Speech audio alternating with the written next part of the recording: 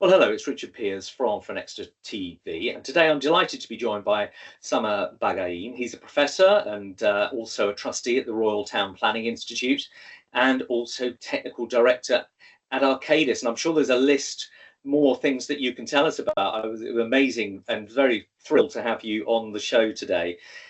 Welcome. Lovely. Thank you, Richard, and thank you for the invite to join. I do my professing at the University of the Built Environment, which is a small university dedicated purely to built environment disciplines, everything from real estate to construction planning, architecture, and engineering. The other day job is at Arcadis, where again I look at planning more generally, but also infrastructure specifically, and obviously nature-based solutions. Our topic today comes under that. Well, that's right. And we're coming off the back of sustainablefinance.live, and your colleague Emma spoke and moderated. And so we've had some great contributions from Arcadis, and Anusha as well introduced us. But what's been so fascinating is this topic of resilient infrastructure. It's obviously a key part of the UK growth plan. It comes with many challenges. You know, we're all familiar with great successes like the Queen Elizabeth line, like the Tideway project, but also challenges like HS2 and so forth. But many people really think about, you know, their urban environment, town planning and so forth, and how the world hangs together for them in that sort of lived built environment. And that's really why it's a pleasure to talk to you today with your specialism there. So, but let's get some definitions first. Resilient in the context at which you operate. Can you give us a sense of what you mean by that? Yeah, so I started work in the resilience space, if I can call it that, and I'll get to defining it in a second. About 10 years ago, where I had a stint working with the Rockefeller Foundation's resilience program. And what that program was, and to be honest, I hadn't come across resilience until that moment in time. So the foundation in 2014 put up $100 million to celebrate its centenary in order to build resilience capacity in cities. And by that, they were effectively funding roles in cities for people to be chief resilience officers. And these were, I thought at the time, super exciting because they were cross-cutting, enabling local authorities, towns and cities to break some of the silos within them. For better outcomes. Resilience, as we defined it then, and I think still holds even now when you look at the plethora of other organizations that have popped up in the resilience space. Resilience to us back then was the ability of, and we covered the stakeholders. So we said it's the ability of governments, organizations, institutions, systems, and communities to survive, adapt, and grow. We've now added thrive in, no matter what acute shocks and stresses come their way. So we defined disasters that could befall cities and urban areas generally in terms of shocks and stresses. So the shocks were the sudden ones, so, the earthquakes, the floods, pandemics, and then the stresses were the things that cities had always suffered from, so the lack of affordable housing, air pollution, congestion, and so on. And resilience was defined as the capacity of all of those stakeholders within the urban systems to effectively survive, adapt, grow, and thrive. In a sense, which when you think about it makes perfect sense, because that's what we are looking for cities to do in the face of some of the challenges that they're facing. Obviously, the pathway for how cities get there will vary from city to city, but the end result is the same. Yes, and thanks for that. I mean, given that, what do you think are the most pressing challenges, from policy all the way through it to execution that stop that being true? Well, it obviously varies from location to location. So if we pick up the UK, for example, where we see the current focus, and you see it from government, the current focus is on 1.5 million homes a year. Now, generally the consensus is that's not an achievable target. That's fine, but within that, I think it's presenting a whole lot of problems, I think, purely by placing the focus on numbers. Effectively, other things that are equally important to us as professionals operating in the built environment space. So things like nature-based solutions, nature as infrastructure, the quality of the design, the quality of the facilities, is there a GP, for example, in a development? How do you account, for example, for sustainability? Can you measure the carbon that's kind of gone into a development? Because it's all of the measurables that I think are really important. And my view is, with the various hats that I wear, we need to make younger professionals aware of all of these issues, because ultimately the solution needs to lie somewhere at the intersection of all of them. But obviously for the clients, the local governments, central government departments, that actually these things are equally important. And even though some of them sit within different government departments, so DEFRA, for example, would be very much interested in land and flooding, MHCLG would be interested in delivering the number for housing, DSIT would be looking at, for example, the technology for increasing efficiency of processing planning applications, and DESNES would want to build more renewables. Ultimately, it's the Treasury can, come in and say, well, guys, you're gonna play it our way. But actually, it's recognizing that they're all these they're not competing. They're complementary issues that kind of float around the system. And I think we'd want, and I would want, and that's the way I, for example, practice and teach, which is back to the definition of resilience. You want everybody to work together, but also you want it to be in a systems approach where they all have equal consideration within a development. So whether you're looking at a site, an urban site, a rural site, or even a new town, we know what the challenges are. But we still need to achieve good quality design. We still need to work for social equality. We still need to work for better services, and we still need to deliver nature-based solutions. And if it costs us more, we just need to basically take a look at the whole package, because that's what communities are expecting us to do. And in a sense, yeah, communities are expecting us to do. And for the layman, it sort of feels like that's just common sense. But I suppose, as you described, the silos of government there, so you have the silos of, the private and the public executors on these big projects. And what became apparent to me building sustainablefinance.live is, quite often people don't talk, or they're even adversarial in some cases, the way the contracts are prescribed, deal by deal, rather than perhaps, multiple projects put in place. Would that be your observation, or would you have a different view? No, it would be, but actually I think there is a space at that point, if you like, where everybody can work together.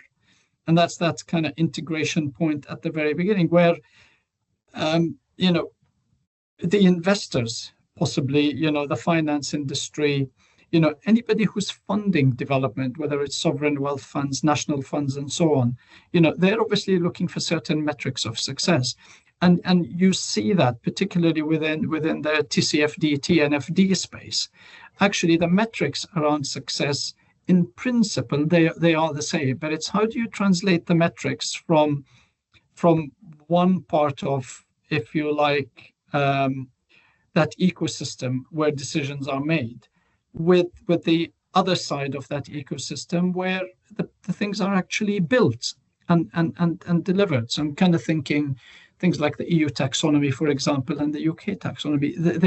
They all kind of say, this is what you need to do. And I think everybody subscribes to that. But different people across the industry, and you can have people operating obviously in the real estate space, they're within the same industry, but their approach to problem solving and product delivery, because they would refer to it as a product, is actually very different to people on the other side. Yes, I mean what we saw, I think, we put together, if you like, the art of the possible. So it was kind of, the pension industry with the long-term money saying, this, we, the pensions for purpose, would want this to be done with our money, and then how that's cascaded through. Yeah. The developer, Transport for London, saying, we would wish to build place, not just literally do a project. And then we get to the likes of Arcadis who go, okay, with that mandate, we can specify in at the design level, circularity, whole life, and so forth. And then you start to bring in some of the pioneers of nature-based solutions, baselining, nature credits, and financiers who perhaps, blend the green to the grey. So it feels like there are, if you like, an early wave of significant pioneers coming together, but it's still largely one-offs. Do you think we're getting to the point where we can make that scale, or is it something else we should be trying to be scaling? So I think we're doing it really well within within the commercial real estate space. And you see that in the quality of office buildings, for example, that are being built, and the city cluster, for example, is a very good example in the City of London. I think where there are issues where we probably haven't necessarily resolved that yet are in the residential space. So obviously, government has a target, probably looking, I think, in the main to the volume house builders to deliver that target. These volume house builders, they have a model of delivery that maybe doesn't necessarily flex to some of the requirements. We want to deliver sustainable homes at the same time, whether they're net zero or not. I think it's kind of probably besides the point. But we want to integrate, and this is what we were saying earlier, we want to integrate good design. We want to integrate the principles of circularity in the materials. We want to bring in an element of off-site production of modular units, for example, bring them to site, because then you're getting cleaner sites, safer sites, quicker delivery on sites, and so on, which means people see that return of investment much, much quicker. And then you're looking at the co-benefits for people and planet within those assets. But that comes at a cost in the residential space. And I wonder whether within that part of the industry, purely on the residential, that cost is a barrier to some. Certainly, it's a barrier to those who can't flex, but also it's a barrier to the smaller people who are able to produce really, really interesting innovation if they're delivering 10 units.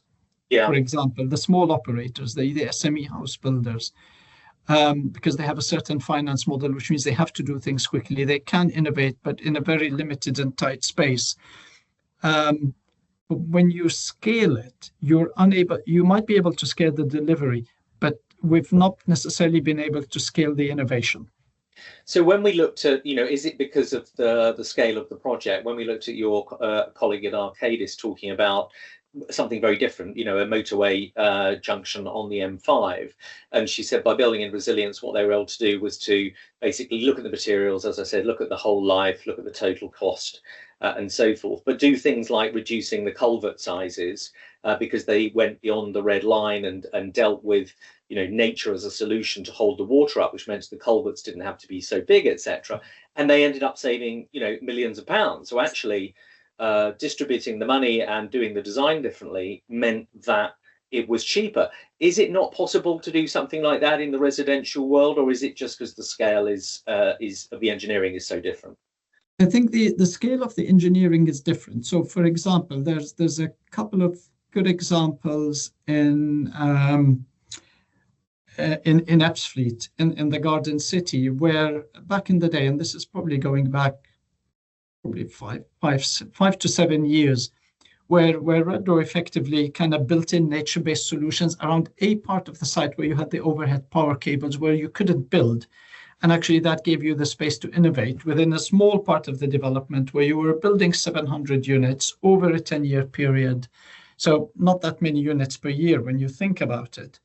But actually, it allowed a space in the middle where you can create that kind of nature-based element, whether it's swales or anything else that works within the site.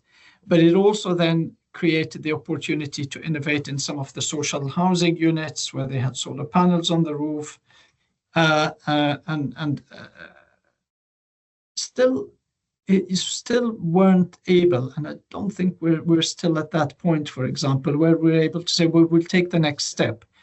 Because the next step, I think that's compared to your culvert example, it's that next step which really makes a difference. So for example, if you say, well, we're not doing gas, we're doing a purely electricity based development, and people can have electric heaters. And actually people forget that if you do that, there's an element there of cost recovery for the benefit of the residents.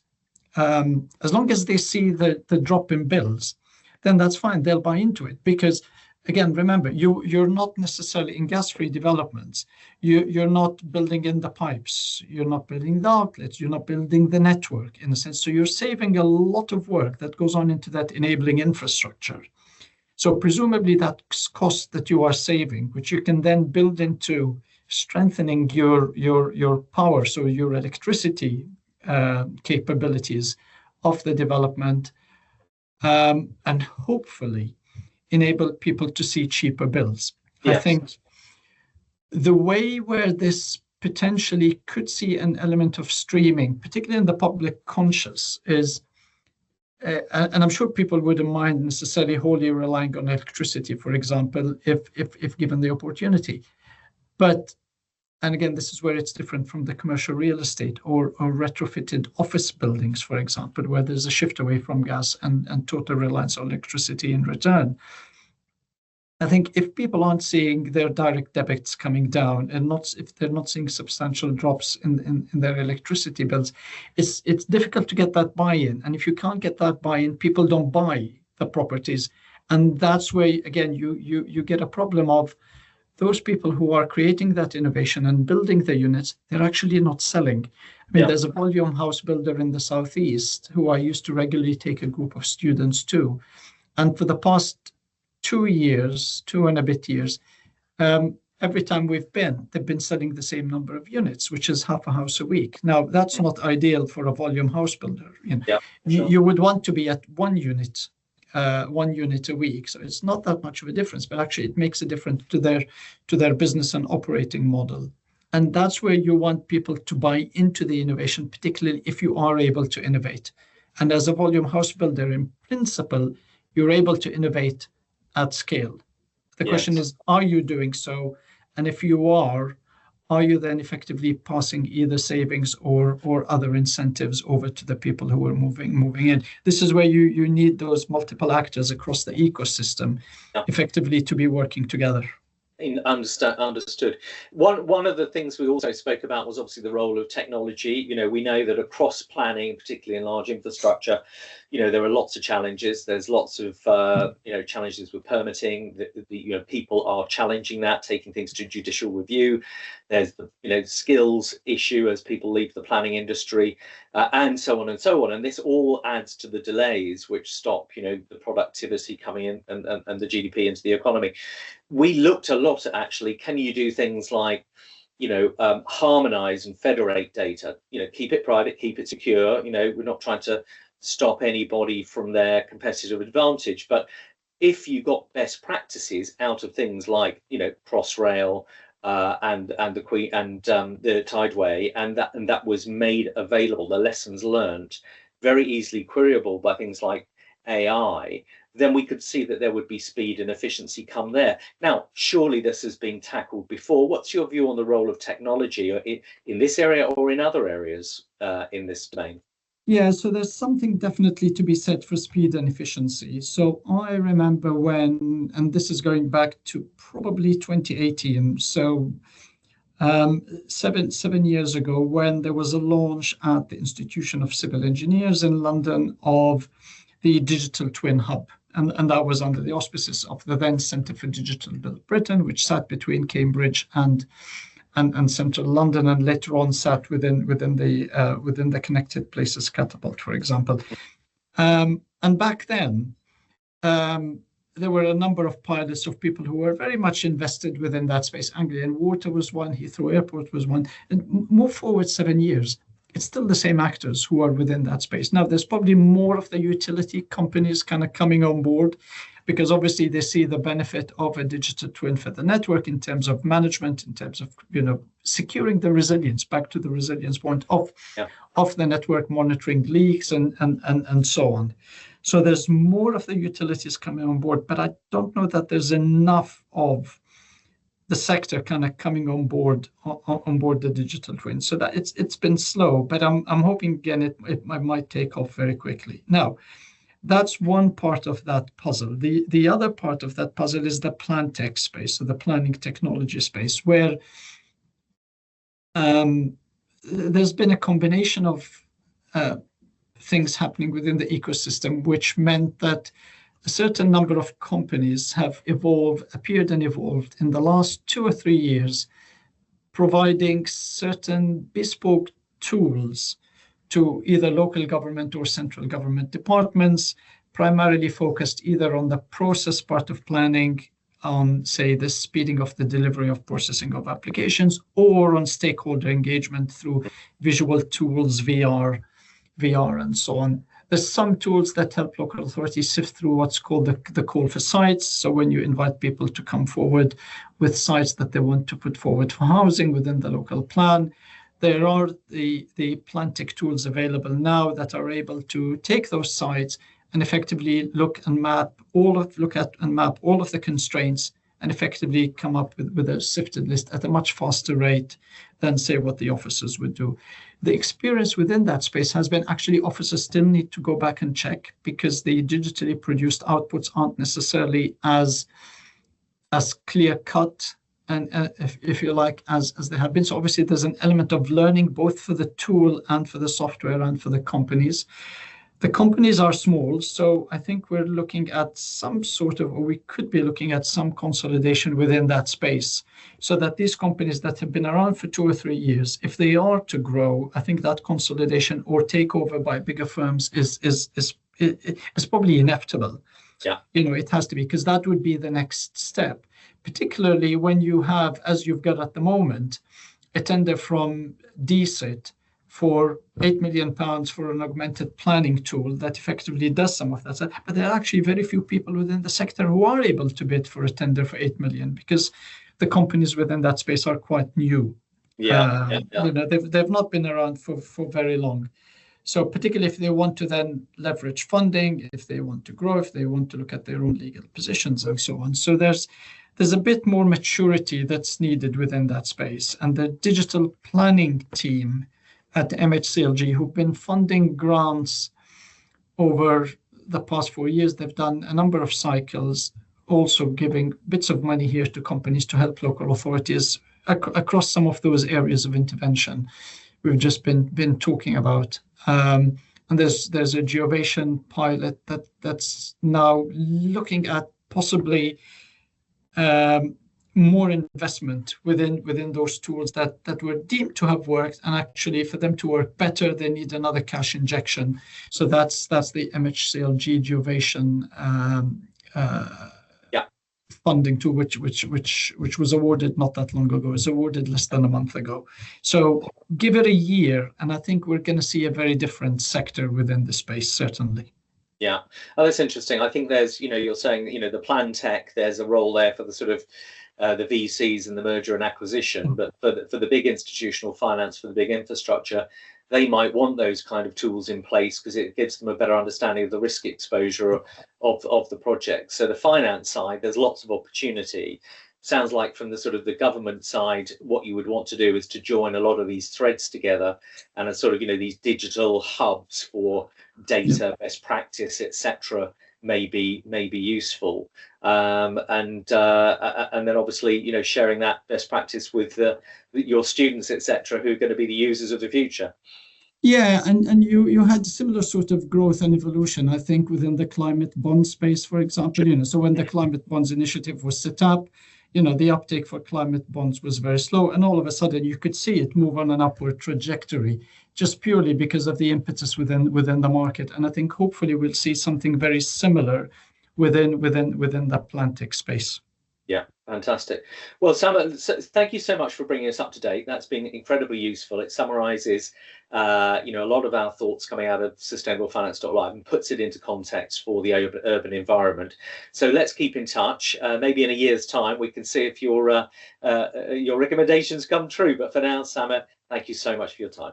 Thank you so much, Richard. Thank you.